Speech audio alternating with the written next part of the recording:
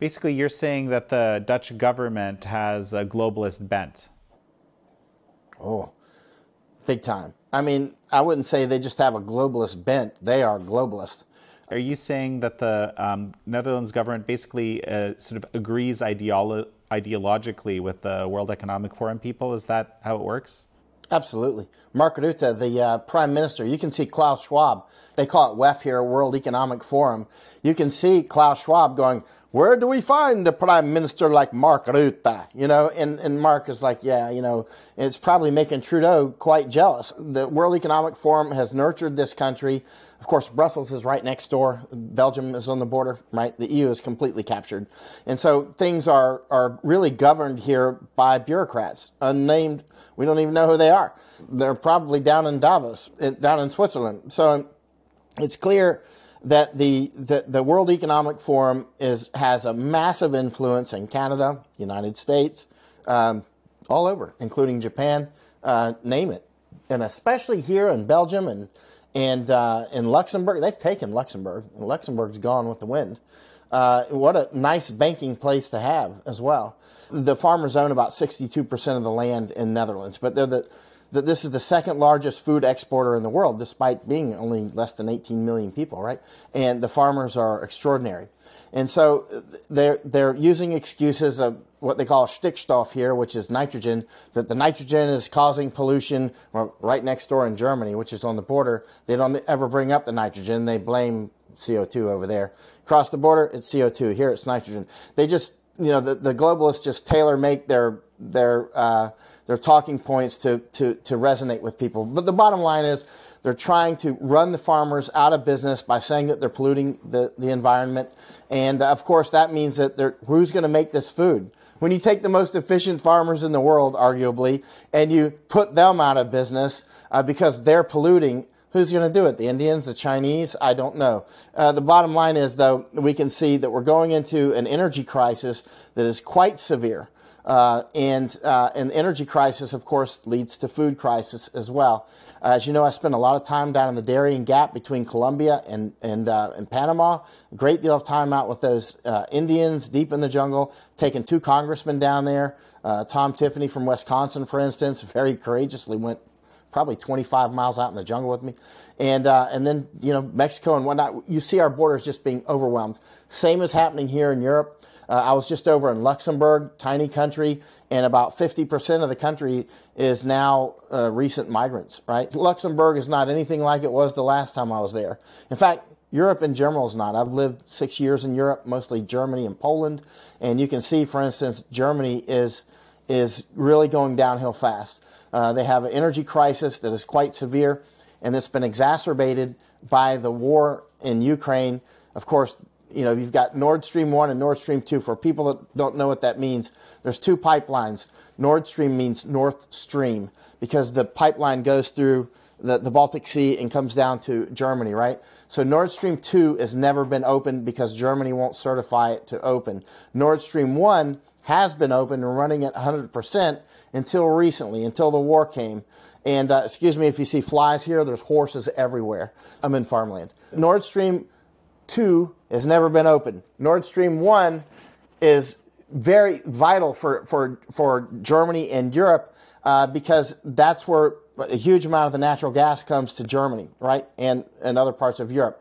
And since the war started, Nord Stream 1 was flowing at 100%, and then Putin knocked it down. I mean, I'll skip some of the details, but he had to flow down to about 22% for quite a while. I've been watching it every few days. There's an online website. You can see the flow yourself. Putin had threatened weeks ago that he would shut off Nord Stream 1 and put it down to 0, and which he just did. I was up after midnight watching the flows, and sure enough, he shut it off. And so now this is a big deal. At the current burn rate, even when Nord Stream 1 was at 22%, which it is at 0% as we talk right now, right?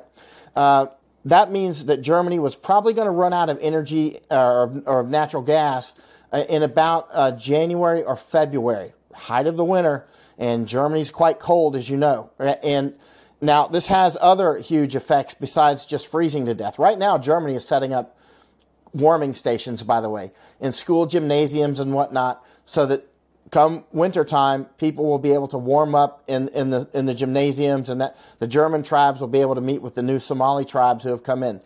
So, I mean, it'll be quite interesting. And so, but a huge impact, and we'll get back to food now, of the natural gas. As you know, natural gas is used to make nitrogen-based fertilizers using the Haber-Bosch process. The Haber-Bosch process takes natural gas and converts it using atmospheric air, combines those together, and you make ammonia, urea, or ammonium nitrate, and some other things. And this is vital. This process is absolutely vital for the lives of billions of people on Earth. The Haber-Bosch process has only been around for roughly 110 years, and that is one of the things that allowed the human population to just explode. I've published on my locals number of times a map of the fertilizer plants that have either shut down production of nitrogen-based fertilizers or have greatly reduced the amount. Now, the flash to bang on the food issues is quite long because we're living off of last year's bounty right now, right? And so there was a lot of fertilizer and food already in the pipeline, which is now draining, just like Nord Stream 1 just did. And so the pipeline is now draining out.